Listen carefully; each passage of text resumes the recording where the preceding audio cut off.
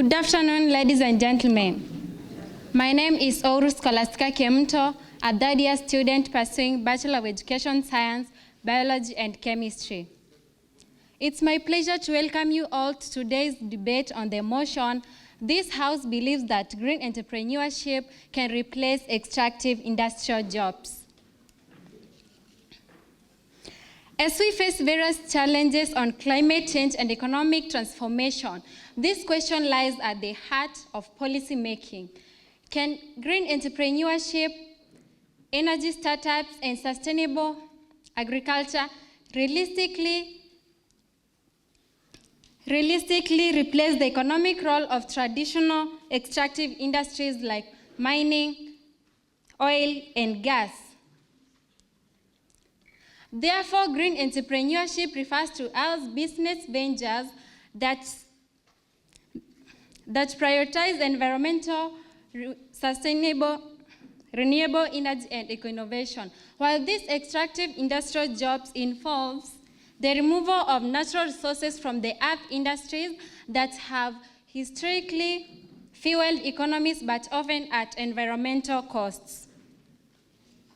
We therefore encourage thoughtful listening, respectful discourse, and open-minded engagement from the speakers of the day. Now, without further ado, may I welcome our first speaker to tell us how this green entrepreneurship is going to replace these extractive industrial jobs.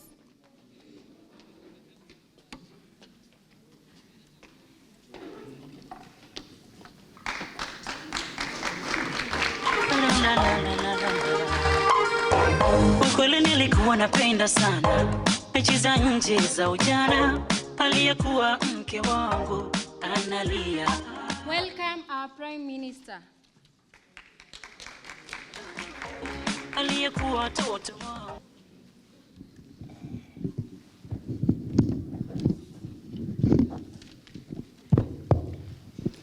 Thank you for this opportunity. Our Honorable Speaker, my fellow members of the House, our esteemed judges, ladies and gentlemen, good afternoon. I am Kochini. Good afternoon. God is good? And all the time? Assalamu alaikum. Wa rahmatullahi wa barakatuh. Thank you. So my name is Brian Mose. I am pursuing a degree in education, arts, English, and literature. And I am standing here today as the Prime Minister, the Honorable Prime Minister. And truly, this House believes that green entrepreneurship can and is replacing extractive industrial jobs. Now, I'll just echo what Madam Speaker said. Green entrepreneurship, from what you understand by what is green entrepreneurship, we're talking about ventures that bring about profit, while at the same time, we are protecting the environment. We are sustaining the environment. When we talk about the extractive industries, we're talking about these, they rely heavily on mining and drilling. And of course, they bring in revenue, but at what cost? They have depleted our earth. They have left holes. They have brought about deforestation. They have brought about social displacement. If I have a friend here from Turkana in the early 2010s at a place called Kori, the citizens were told to move from another place because the oil was discovered. That is not a new thing to you. I know you agree with me. Now, with all that said, we have not come here and we're not saying that tomorrow morning we will wake up and we will close all extractive industries. We are not saying that. What we want is a smooth transition. What we want is a gradual transition. Remember, this green entrepreneurship is not starting today. It has been there from the early 1960s. So, ladies and gentlemen, I'd like to present two key points to support my argument that truly this House believes that green entrepreneurship can replace extractive industry. The first point, green entrepreneurship is building a circular economy that is creating jobs and revenue. Now, our country is making a remarkable progress in turning waste into opportunity. According to the National Environment and Management Authority, that is NEMA, adopting to circular economy practices like recycling, reusing materials, and energy recovery could increase the Kenya's GDP by 0.5%. Now you're wondering, that's a low percentage. No, that is about 90 billion. Now, and by doing so, we are also creating 46,000, way more than 46,000 new jobs. A good example is Taka Waste Solutions. If you're from Kisumu, then I think you should agree with me. So this is a youth-led enterprise that is based in Kisumu. And the guys have managed to collect over 1.2 million kilograms of recyclable materials. And in turn, they have prevented over 3,500 metric tons of carbon emissions. And while they're doing this, they are employing. They are bringing something in the pocket. So the concept is the same. We are earning while sustaining the environment. Now, I want you to imagine such ventures in every county. That is Kisumu. Now imagine every bit of these ventures in every county. Now, that is not just cleaning the environment. It's creating a self-renewing economy that continues to produce value long after the mines have closed. Now, I'd move to my second point quickly. We are looking at green entrepreneurship, and we are saying it is actually reshaping the manufacturing and innovation. These are sectors which were once dominated by extraction. Now, our Kenyan entrepreneurs are proving that creativity can replace crude extraction. Take, for example, Red Africa. You can Google if you have internet. Red Africa is turning agricultural waste like maize husk and water hyacinth. It was talked about in the morning. They're turning this into sustainable fabrics for the fashion industry. Wow, that's interesting. Look about Zambe Mate. I actually met her. Zambe Mate has created a program. It's called Jijenge Makers. If you're from Nairobi, Ngara, you know. Yeah. So he has created Jijenge Makers. And the company converts discarded plastic into construction bricks, which are way more stronger than concrete. They are used in the construction of schools and pavements. My fellow members of the House, I am not making stories. I am Sisemi Jaba. I am actually stating facts. So, these bricks are now being used for the school, to build schools and industries. So, my fellow honorable judges, and we need to agree that Kenya stands at a turning point where we can choose to keep digging deeper into the ground, or we can build an upward economy with creativity, innovation, and responsibility. Now, 2 days ago, the president stood up and said, right now, we are generating 800 megawatts. Now we want to increase to around 10,000 megawatts. And my friends here who are doing geography and the fields of engineering, they know that Kenya is the 7th largest producer of geothermal in Africa. Now, look at that potential.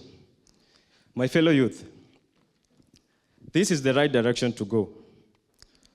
This is the right direction. I understand that some business ventures have failed. Some business ventures have failed. And we know the reasons. We know the reason. Taxation, policies which are way more worse, and that is why we are stepping in. That is why we are stepping in.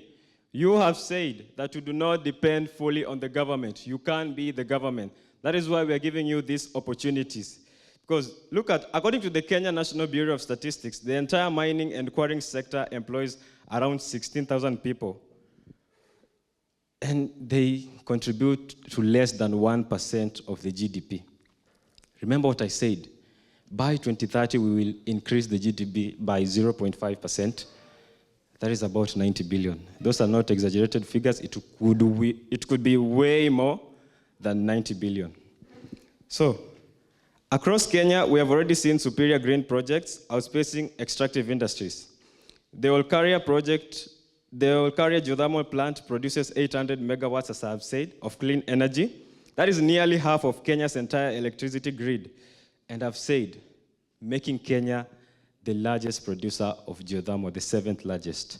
So, honorable members, our esteemed judges, ladies and gentlemen, I urge you to join me to the motion that truly this House believes that green entrepreneurship can replace extractive industries. Thank you and have a good day.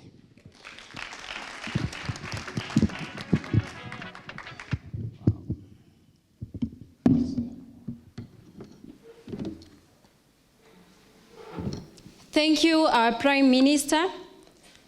As we have heard that green entrepreneurship has created a good economy in our country, may I now invite our leader of opposition to refute his points.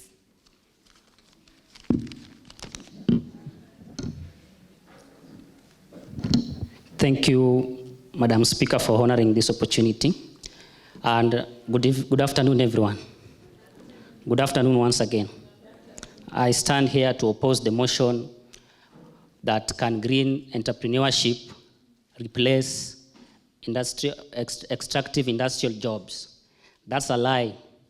And the honorable that has spoke just before me, the Prime Minister, has stated some figures of telling us that it can create around a job of 1%.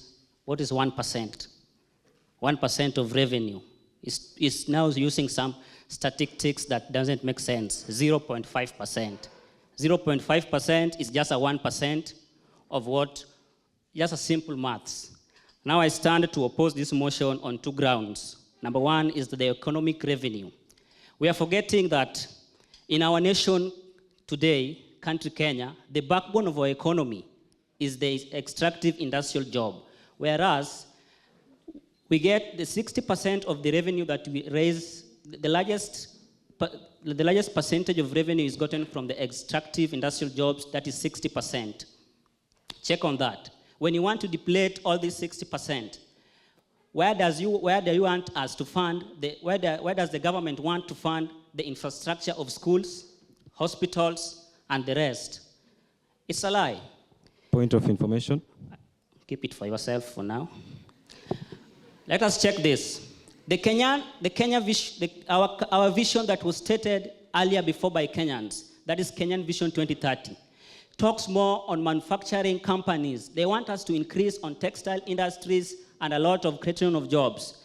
Then you come to tell us that you want to transit all these extractive jobs by including the green caravan, the green entrepreneurship jobs. It doesn't make sense. You are taking our vision that we set into bringing on another vision. We are lost as a country. That's never. According to 2020, the Ministry of Energy and Mining stated that our petroleum, let us take, for example, a petrol. It contributes to 20% GDP of our country, the ones that we use within our county. Remember, we also export it.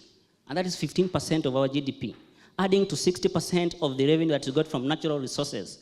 It's far much better. It's far much better from whatever you want to replace it with.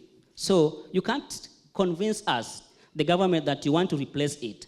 Instead of replacing it, let's venture more and invest more on these companies. We are talking about creating jobs and others that doesn't make sense. Please invest more. Look at me, pole pole bwana. On second ground, that is transition cost. Transitioning from extractive jobs to green entrepreneurship is not a cost of free. We have heavy capital investment. These things it needs more capital. You know very well, as per now, when we're using an example of our country, Kenya, we have a lot of debt. Where do you want to get more money to invest on the green entrepreneurship job? You are creating more problems to Kenyans instead of bringing solutions. And the solutions that we made by our vision of 2030 was to invest more on extractive industrial jobs. The other one is the policies. Which policies? Are you assuring us that the policies that were made for our vision, you want to deplete them and bring more, or bring new? You know, Our politicians have visions and everyone has their missions. If there's no right policies to put in that this one will guide every government when you come to office, let us invest into this, there's going to be a lot of problems and troubles because whenever a government comes in, they come in with their agendas that will all bring a lot of confusion, and this is going to bring economic instability in our country. The last one is the consumer demand. Let us check. What does the consumer demand, what is the fact that our consumers need this? Talking of geothermal, talking of, for example, agriculture that is stated in Taita Taveta County. Who told you that all of us in Taita Taveta County is on demand for that fish, first per now? We need to check on whichever the consumer demand that will lead to a greater increase of our GDP. Otherwise, have a nice time.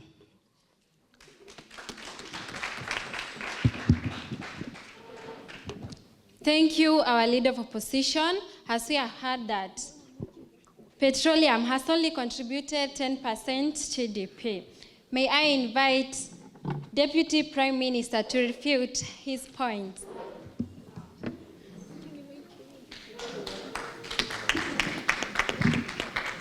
Good afternoon. My name is Alice Ogutu, and I'm the Deputy Prime Minister. Timekeeper, my time begins in 1, 2, and now.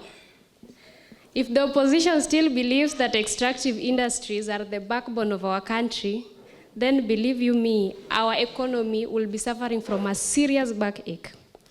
As the government, we are here to empower citizens on how to create sustainable and environmentally friendly jobs. I'll give my argument on 3 points. Number 1, the risk of fully depending on extractive industry. Number 2, I'll talk about the global position of our country when it comes to green entrepreneurship. Point number 3, I'll give you a standing out example of project of green entrepreneurship that is really growing fast. So let's look at the risk of depending fully on extractive industries. We all know that these extractive industries, we don't have the techniques to mine the natural resources from the ground. That means the foreign companies are the ones who control all that process. Then, in Turkana, just as the Prime Minister said, the Turkana people, when oil was discovered there, they only benefited 5% of the total profit. Most of the profit, the foreign companies benefited, and the few government elites. So, dependence on extractive industries makes a country vulnerable to fluctuation of global commodities prices. That means if we fully depend on extractive industries like mining, that is, let's say maybe we are mining gold, does it, when the foreign companies that are coming to extract the gold, they are the ones who are deciding the price. So what if they give a price that does not fit our economy's growth, that is lowering our GDP? So as for our country, Kenya, I'll remind the opposition that green entrepreneurship actually is the backbone of our country, because green entrepreneurship only adds 30% to our GDP. That is 22.5%. While extractive industry add 16%, and that is according to the Kenya National Bureau of Statistics, according to the Kenya National Bureau of Statistics 2024. So they might come here to convince you that, oh, extractive industries are the backbone of our country. No, that's a big lie. Number 2, I'll talk of the global image of our country. In 2023, we hosted the Africa Climate Summit, which attracted over 26 billion into the green sector. This money has been used to promote the green sectors, the sustainable agriculture. We have environmental management, and we have the recycling process. So these sectors are the ones who employ most of our youths in our country. We have the Climate Change Amendment Act 2023 that ensures that sustainability of all these projects and ensures every project employ certain number of youths. Number 3, I'll give you an example of I'll give you an example of a green entrepreneurship project that is really doing well, which is carbon credit. I hope hata kama ulikuwa hapa tangu asubuhi you heard about it. So what is a carbon credit? A carbon credit is earned when a project removes one ton of CO2 from the atmosphere. In simple terms, it is a way of earning income from protecting the environment. In Kenya and in Taita Taveta County, we have the Kisii project, which protects over 200,000 hectares of forest. That is only in Kenya, employing thousands of youths in that sector. Globally, we have tech giants like the Microsoft and the Google, who are already investing billions into the carbon credit. So we have the national carbon market regulation 2024, which ensures legal protection and sustainability of these projects. Thank you.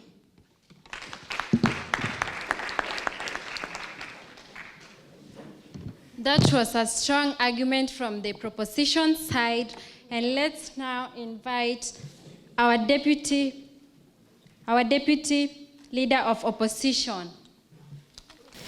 Thank you.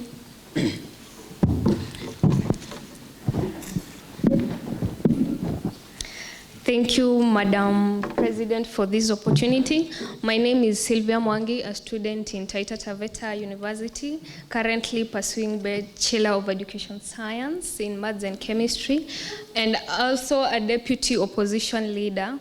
With our motion today, green entrepreneurship can replace extractive industries. I'm here to oppose it with 3 points. The first one being that there's a deep economic and basic reliance on extractive industry. The second one being extractive industries are mature and are in large scale. And the third one is extractive industries have high to close total independency. With my first one, on top of revenue, extractive industries and foreign exchange in these matters of, for example, Burkina Faso, which is known for its gold, Uganda for its gold, Tanzania, Nigeria, and Kenya for oil and gas. They earn foreign exchange, and in return, they use the funds to invest in infrastructure, health, educational budgets, and technology. And not only do they earn foreign exchange, they also earn foreign investments where they attract foreign funders to come and fund them, and abandoning such industries could lead to a crippled economy and unemployment. In terms of the basic reliance, most of the industries rely on extractive industries products as they are primary producers. In this case, the food industries, they use machineries that are made of extracted products, and not only the food industries, also the agricultural industries and more other industries, which proves that it is an industry that begins a chain to more other industries. And with my second point on the large scale of extractive industries, there's the point that a good example is in Nigeria. Nigeria, they are well known for their oil mining and oil production, and their GDP amounts to around $4,000 US dollars in this case, which is very high. The same oil plants provide a 90% to their revenue.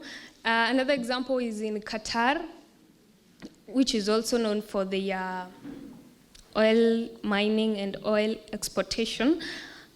The oil exportation contributes to 60% to their revenue, and to their national revenue, it contributes around 80%. So with the percentages, they are very high, which shows that the extractive industries have really grown, and they have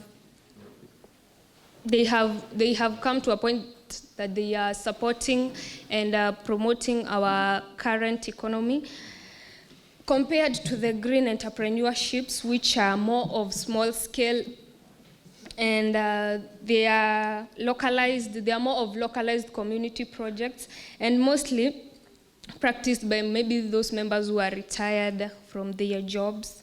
And also there is a fact that there are less people who know about the green entrepreneurship jobs. For example, during the registration that we are doing today, you'll tell somebody, this is what is going to happen to the auditorium, and they are like, what is green entrepreneurship? They have no clue about them, and to ask the government to say that you want to continue the growth of green entrepreneurship. What are you doing? Because, for example, right now, we have this program today.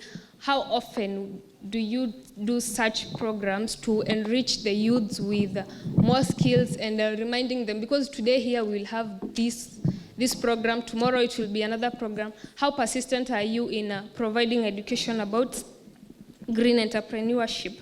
With my third point, the extractive industries are more of independent industries.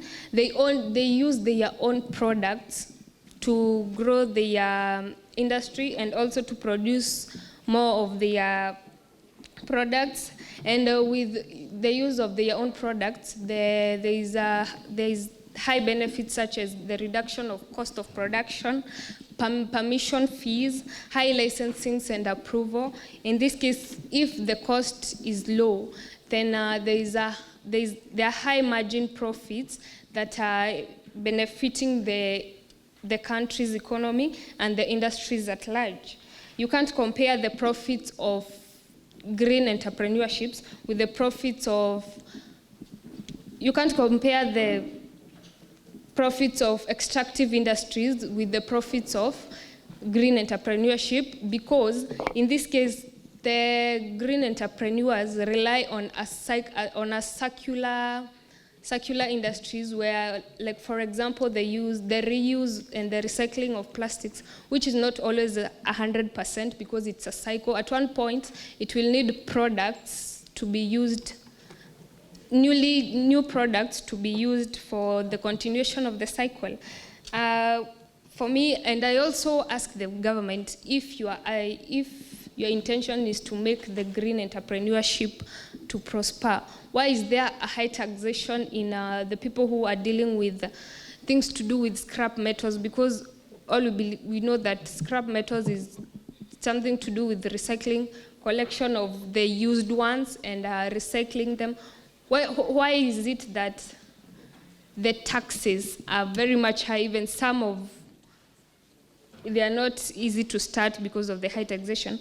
And I think the green entrepreneurship is more of a complement, and we should work to uplift the extractive industries rather than replacing them, because they are the strongest industries. Thank you.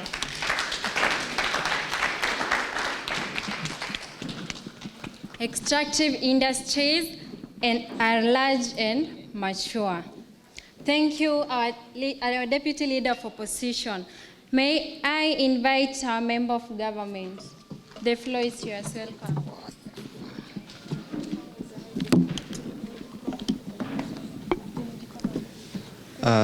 Thank you so much, Madam President. To my colleague debaters, our esteemed judges, ladies and gentlemen, good afternoon. My name is Piri Francis Mwatata, fourth-year student pursuing Bachelor of Education Science, particularly biology and chemistry.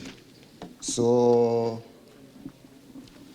to the motion of the day, the member of the government. So, our timekeeper, my time begins in count of 3. So, 1, 2, 3.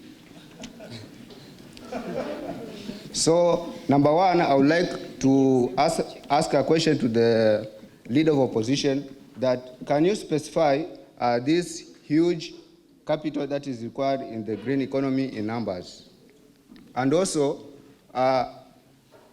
the facts and numbers and the percentage given by the Prime Minister. He said it is 1.5 GDP and not 1% as you have said.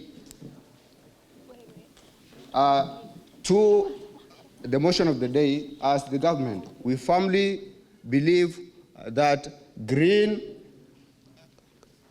jobs are the backbone of our country and also globally. And we firmly believe in that these extractive industrial jobs are not the backbone of our country. So as we look globally evidence, before I go to my point of the day, like we look at Germany. Germany are transiting to the green clean energy. And as they transit to this green clean energy, we have seen what this green clean energy does in Germany in terms of GDP, creating 300,000 jobs in solar, in wind, and in efficient sectors. In 2020, that is in Germany, the renewable energy industry contributed a total of 2% of Germany's total GDP, while emission fell sharply. So you can see. And also even in China, China's green investment boom has led to clean energy investment spending over $546 billion US. You can see the numbers. Alone in renewable energy and also in electric vehicles and battery. So you see how these green entrepreneurship jobs have risen the GDP of Kenya and also globally, example, Germany and China. To my point of the day, I would like to say that these extractive jobs are very flexible. Like what we have, the oil mining in Turkana, it's not necessary that we'll have it in Taita Taveta County or in Kilifi or in Busia. So do you want to tell me that everyone will be employed or will get a job in that particular sector? What about he or she does not get that chance to be in that particular sector, in the oil refining sector, like in Mombasa, Changamwe, that not everyone can be accommodated in that industry. So the flexibility of green jobs, it can be everywhere in this globe or this planet Earth, as compared to these natural resources that are not found everywhere. That even if they're there, some of them can be limited. And the value of these minerals or these ores can be very limited when you compare to the value to be used to extract them. So how will they contribute to rising of the GDP of the country like Kenya? How will they employ many youth that are employed in Kenya or globally? Think about that. Think about that. And once you lack that particular job, what do?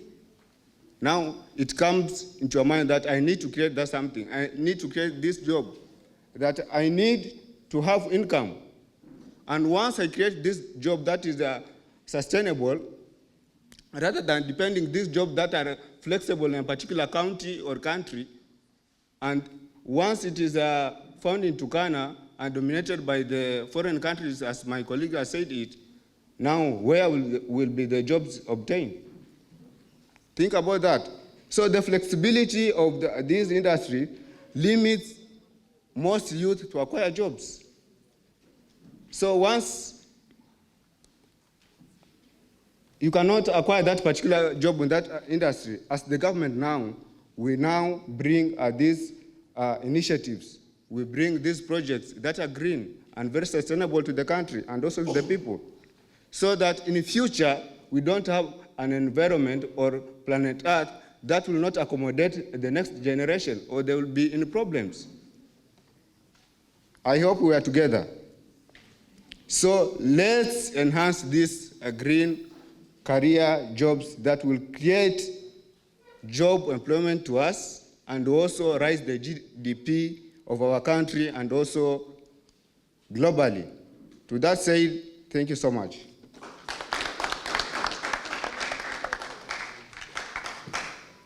Thus, from the proposition side, thank you, our member of government, for your contribution. May I invite our member of opposition.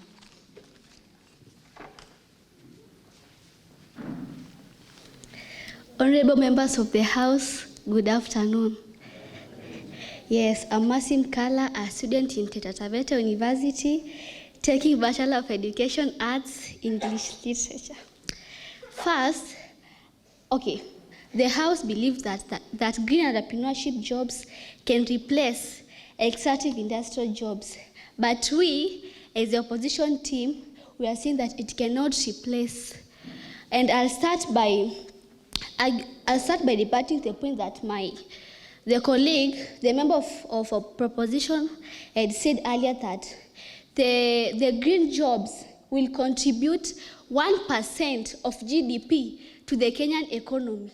And yet we know very well that the extractive industrial jobs contributes 10% of the GDP to the Kenyan economy. Don't you see that there will be a great loss there? We actually, a loss of 9% will have. There will be a loss, I'll take it later kindly. There will be a loss of 9%, and that will be a great loss to our economy. I hope you have seen that before I start. Point of information, kindly. I'll take it later kindly. So, I'll start by talking about the skill gap and the employment capacity that these extractive industrial jobs are offering to our country, and more so to our youths. Yes, we know very well the extractive industrial jobs can employ unskilled, skilled, and semi-skilled. No matter, actually, you can work in those industries. It doesn't matter whether you have gained some skilled or what, but they can employ any sort of personnel, regardless of your skills. I'll also want to talk about the training, the skills that are required. I know the green sectors can convince us that they have established vocational training for their people, for their personnel. Yes, we have at Jakarta, the places are there for their training, but are they developed? They are not developed, of course.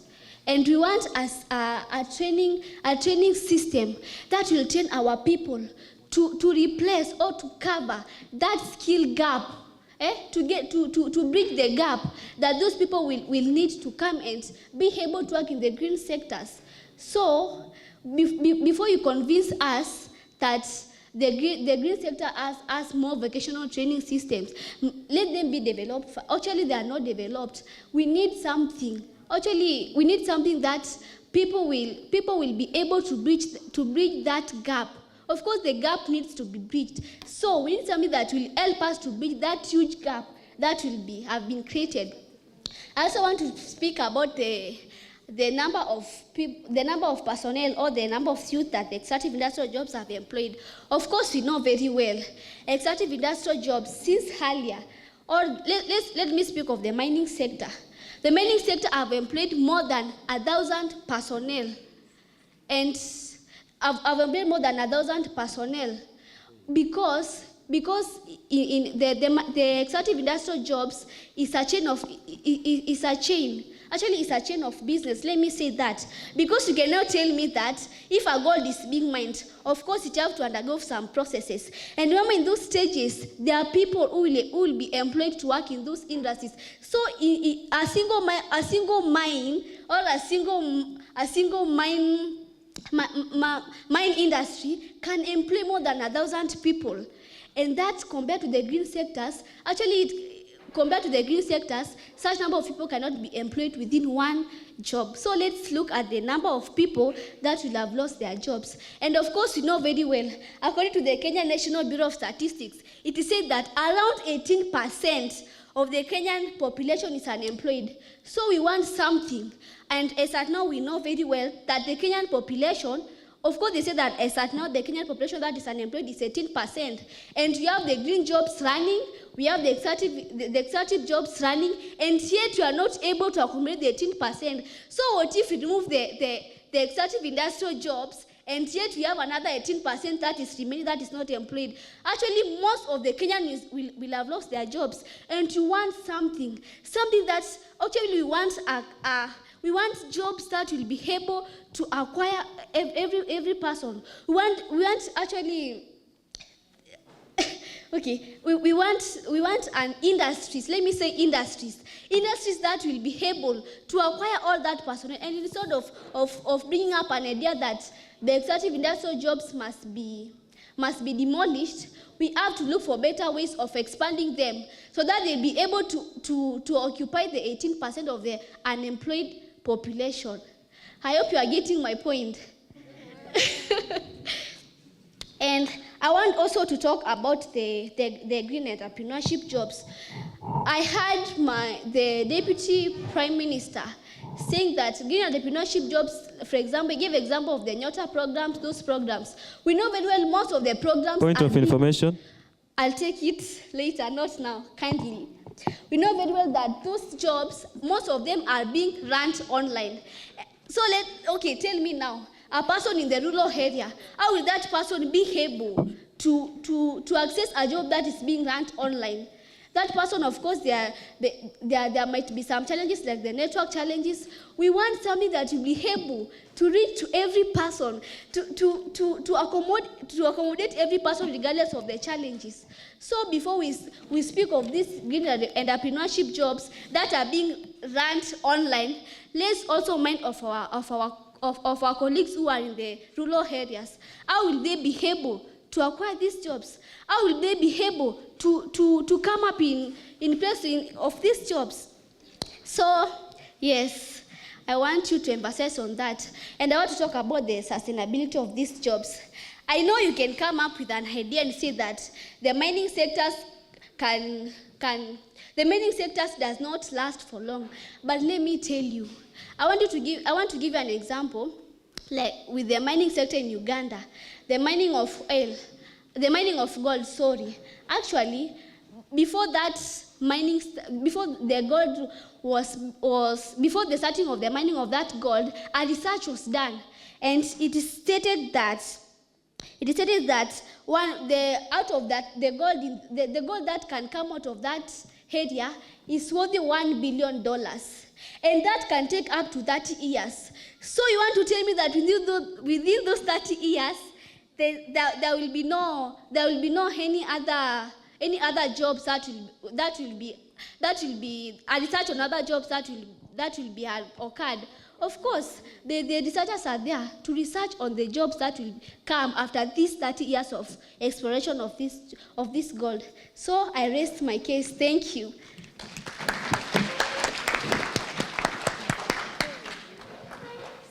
Thank you, our member of opposition. Those were nice points from the opposition side.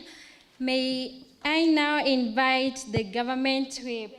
The government whip, the floor is yours.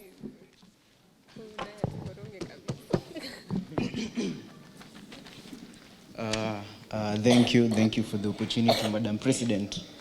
So at first, I'd like to refute the opposition. So first, there's this song, this patriotic song that is sung, nyeupe ya mwananchi, jekundu ya damu, and the green ya ardhi. Right? Now you people are you're telling us that you want to raise the GDP, but this GDP you're raising it to help us as the people, and the mines that you people are advocating for are the ones that are killing us. I mean, look around, go to the mines. Most of the people there's an instance where if you go to a mine, the exposure of those chemicals, the CO2 and other chemicals, they can cause mutation of these children. You can find a child is born without a leg because of these chemicals that you're exposing to the earth. It's true. And actually, these people, the opposition, are going to tell you about this Olkarau plantation. It releases hydrogen sulfide. They're going to talk about that. They are hydrogen sulfide. But we are not comparing this hydrogen sulfide with nothing. This hydrogen sulfide, we are comparing it with CO2. I believe you people, you learned biology in high school, if I'm not wrong. So yeah, the CO2, if even a week ago there's somebody who died because of sleeping on a closed room because of a jiko, this small jiko. Now I'm talking about the CO2, how CO2 can kill somebody. Yeah. Now, the opposition also said that the opposition said that the green entrepreneurship is a localized project. Now, I think you people, this is a closed case. Actually, this debate is over, because go to Kisii. I come from Kisii. Go to Kisii. Kisii, there's no mines. Kisii, there's no mines. You people are saying that it is a localized project. And we should teach you people. And I believe the Green Caravan has come to teach you people that green entrepreneurship are jobs that they actually use what surrounds us. Okay?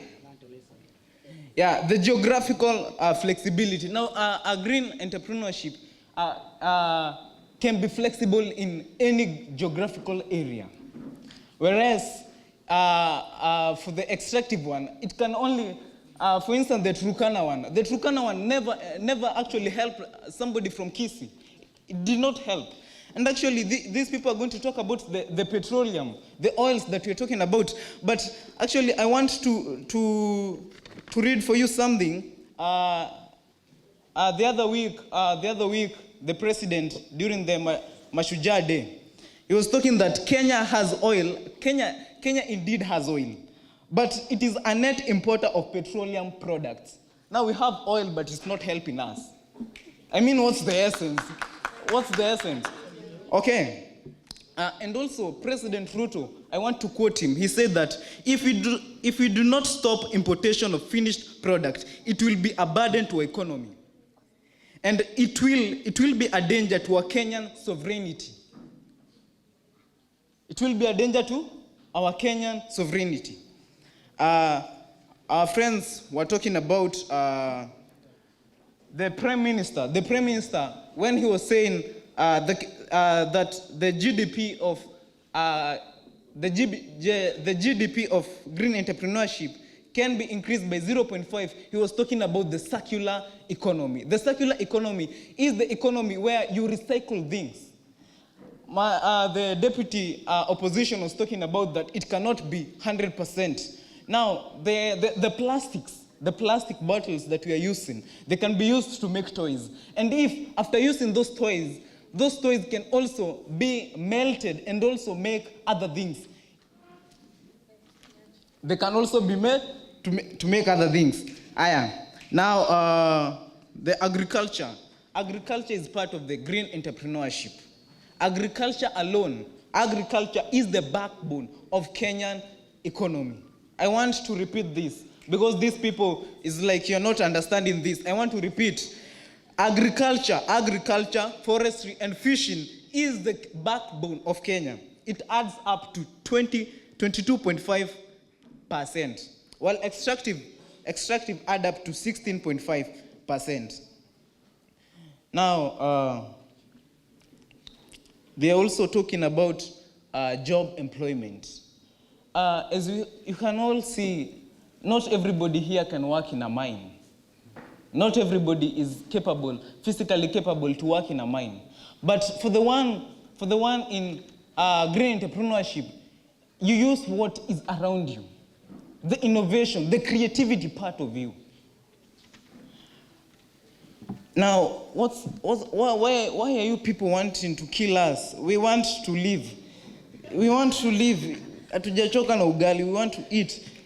We want to live. And when we are talking about the transition is not, we are not talking about the transition should be a gradual one. We are not talking that tomorrow we are going to change it to be an extractive one. And these people, they are also saying that the green entrepreneurship, we use the extractive minerals. And I want to tell them that the machineries that these people, the machineries that the extractive industries that they are using to reduce the emission of CO2, they are part and parcel, the innovation of green entrepreneurship. So you people are actually integrating some of the innovations of the green entrepreneurship in your jobs. So you people, you have seen a problem, but you're using the old mentality. The old mentality. We need to change, people. We need to change our status quo. People, we need to change our status quo. Kenyan generate over 90% of electricity from renewable resources, with geothermal being the largest component. I think you people should go and listen to His Excellency President Ruto in his speech. I also have it in my phone. You can also come and I'll help you so that you can listen to it. Having said that, and actually I want you people to actually stop using the figures of other countries. Use the figures of this country. You're saying that the GDP of Kenya, the GDP has risen to 60%. Then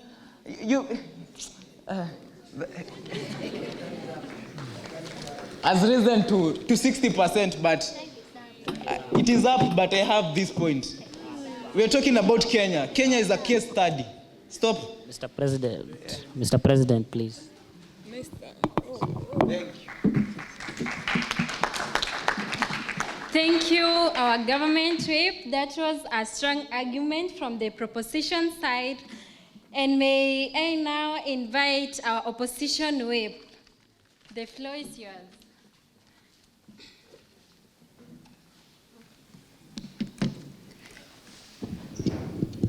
All protocols observed, ladies and gentlemen, good evening. Yes, my name is Eugene Makori. I do literature and English education, a third year, and the opposition whip on this motion. I want to be as rational as I can, on opposing the motion that green entrepreneurship cannot replace extractive industrial jobs. Now, from the morning we have been talking about the importance of green entrepreneurship and all the benefits it comes with. However, we have not been told about the challenges that comes with it, and we have not been told that when we compare scale, the scale of green entrepreneurship and compare the scale of extractive industrial jobs, they are at the different stages of development, maturity, and scale. Now, I just said I want to be as rational as possible, in as much as we want to say that we are caring for ourselves, our health, the health of our future children, and the health of the future of this country. We are supposed to remember, in as much as we are caring about those things, we are also living today. So we cannot escape the reality of today for the sake of where? Of tomorrow. Now, I want to begin by correcting the whip, the government whip, who said that in Kisii, where he comes from, where I also come from, there is no mine. We have the soapstone that is used to make sculptures. So I correct you on that. You gave people a wrong information. Number two, I want to correct him when he said that machines that mining the oil in Turkana is not benefiting a person in Kisii. I also want to correct such. That is a hearsay, and it is misleading. The GDP that comes from the oil, which is 10%, is helping fund education, which I'm also a beneficiary, and I come from Kisii. Therefore, it is helping. I also want to refute the idea of no machines. Now, when we are saying no machines for us to mine, we were told that we are sitting on a gold mine in Taita Taveta. And we are told that there are no machines, and therefore we depend on foreign investors who want to take more profit. Why can't we then invest more money on this extractive sector instead of wanting to start afresh on green entrepreneurship? Point of information. Now, I will take it later. I will take it later. Okay, now the issue of investment that my fellow debaters talked about, we need a very huge amount of cash. Already we are in debt.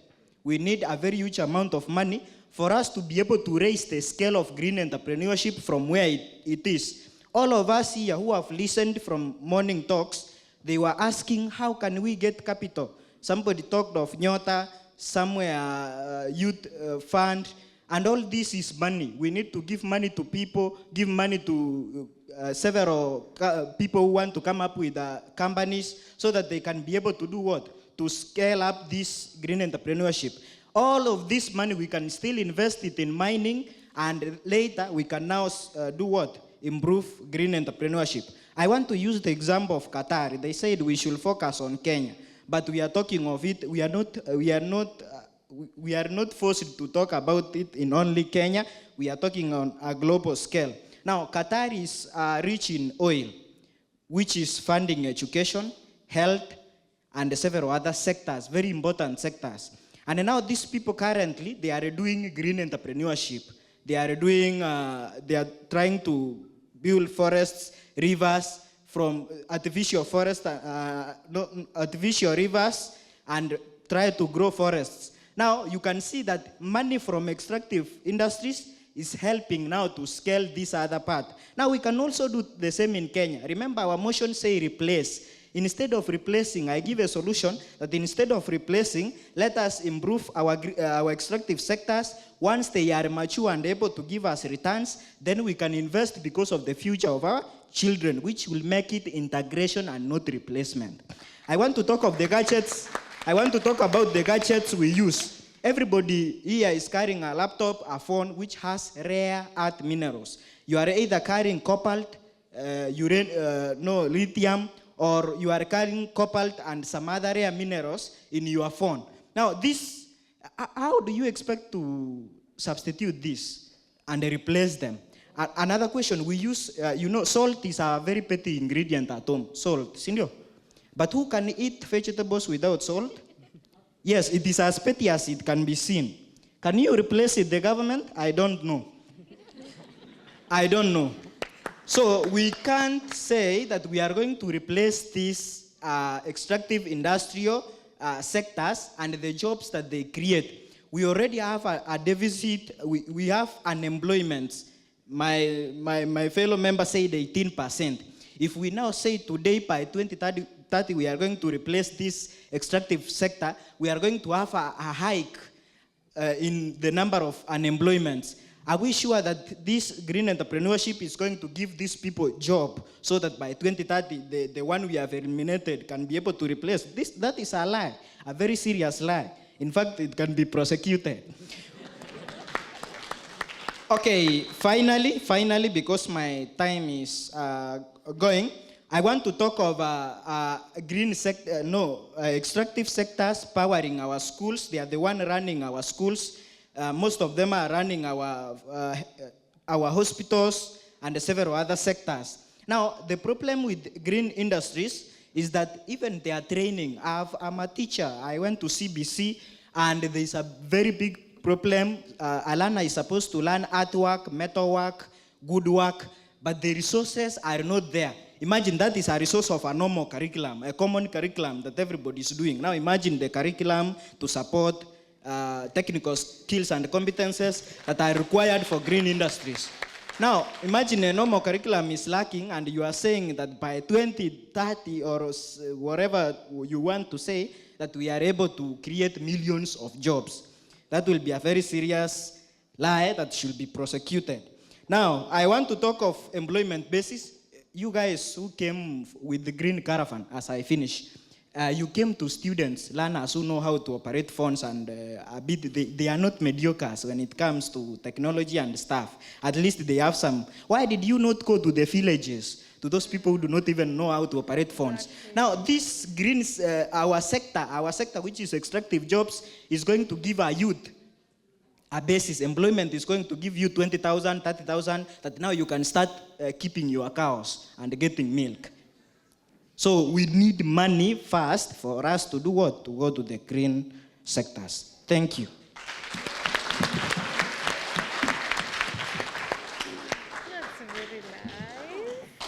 I'm now confused. That's from the opposition side. Thank you, our government, our opposition whip. Can we eat vegetables without salt? No. That's the answer for another day. Thank you, all of you, for your participation. And now I would like to invite my speakers for reply speeches. I'll give the proposition side 2 minutes and the opposition 2 minutes to rebut or summarize their point. Questions from the floor so that they can respond. So I will quickly ask you, only taking 2 questions, one to the opposition and one to the 2 questions only. So we have 2 hands right there, 1, 2. They're already up. The hands are already up. I'm Josiah Mogaka, a first-year student pursuing bed science, chemistry, biology. My question is going to proposition headed by the Prime Minister, Vice President. They will decide who to give. Okay. Now, what kind of funding model or funding mechanism will have to use to support entrepreneurship? Thank you. Funding model from the proposition or opposition? Proposition, okay. Who's answering that? Sorry? Let me burden my question. What kind of tax policies or funding mechanism could support entrepreneurship? Thank you so much. Please respond. Thank you so much. I'm so shocked. We are giving exaggerated figures just for the audience to laugh. This motion is empowering youth, guys. The question that has been asked, first of all, the opposition whip say that the oil in Turkana is contributing 10% of GDP. What on earth is that?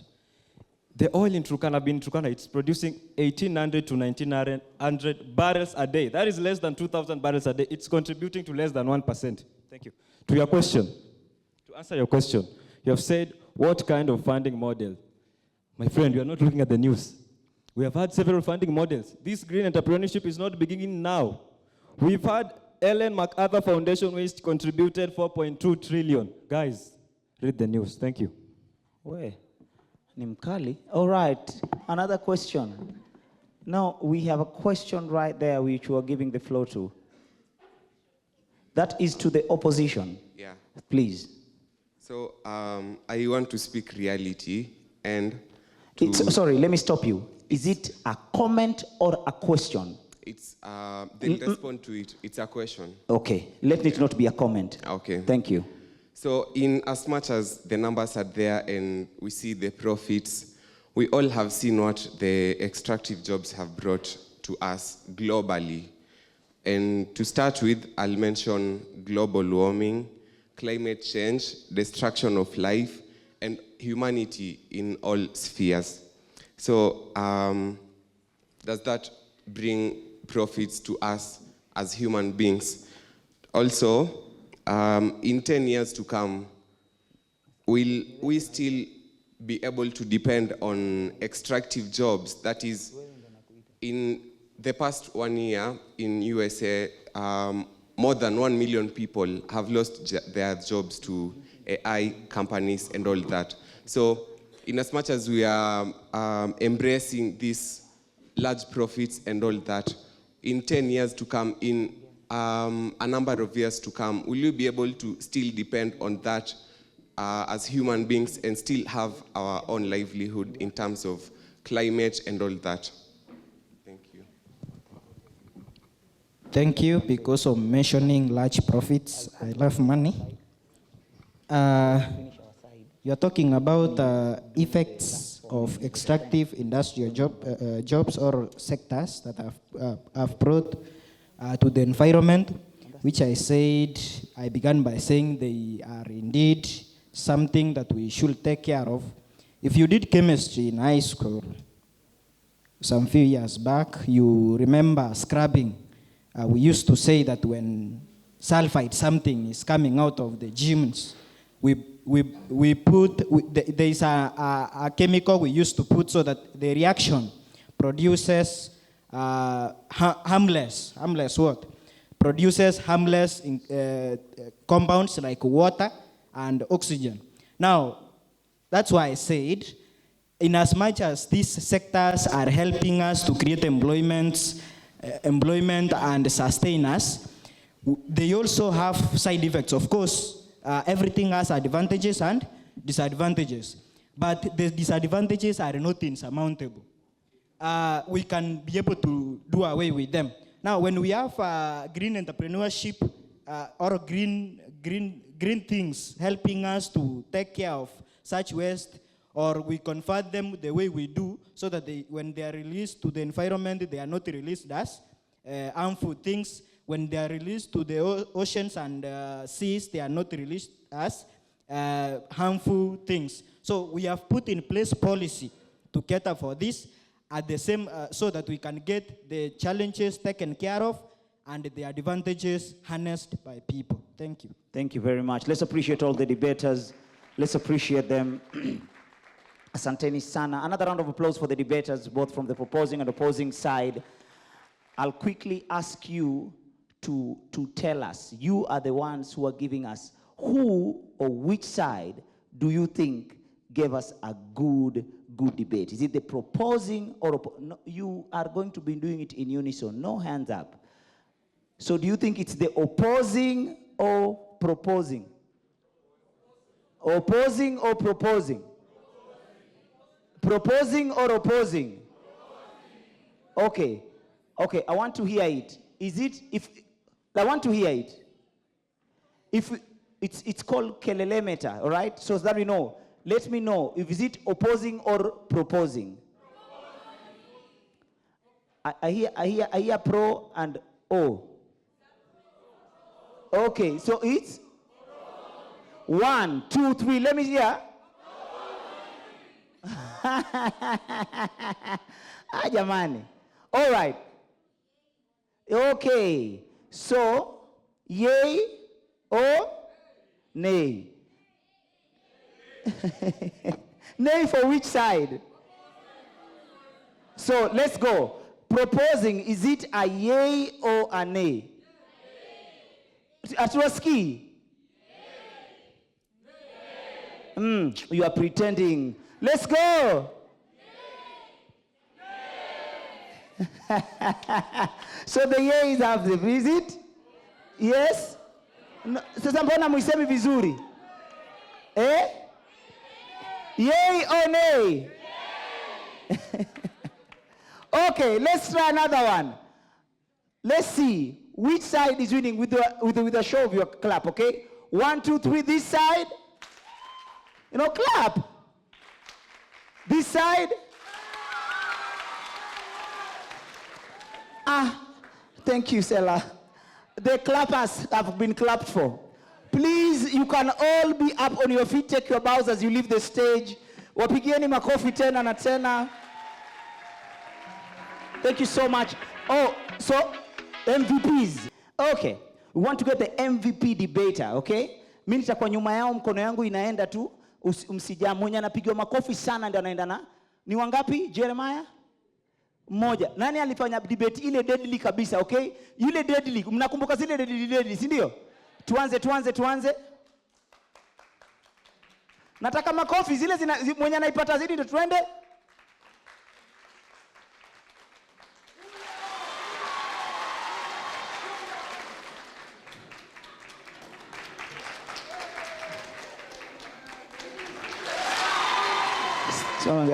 Let's appreciate him one more time. Jeremiah, what do we have for our MVP debater of the day? What do we have for our MVP? Nasikia nataka kukuspoil. Kama bado una hang hapa, wewe umejopaka soapstone. Chairman. You have credits? You don't have credits? I give you 200 credits. We have a mug for you. Fungua uone kitu hapo ndani. Fungua.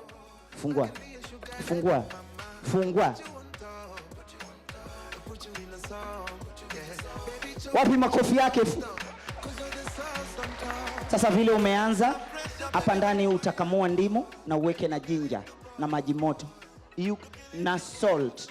Ukinyonya hii sauti itaipotea. Let's appreciate him one more time. And for the rest of our debaters, let's appreciate them all. Wapigeni makofi. Thank you, ladies and gentlemen. Please, you can take the other side of stage. Please, mnaweza nini, karibuni sana na asanteni sana for participating.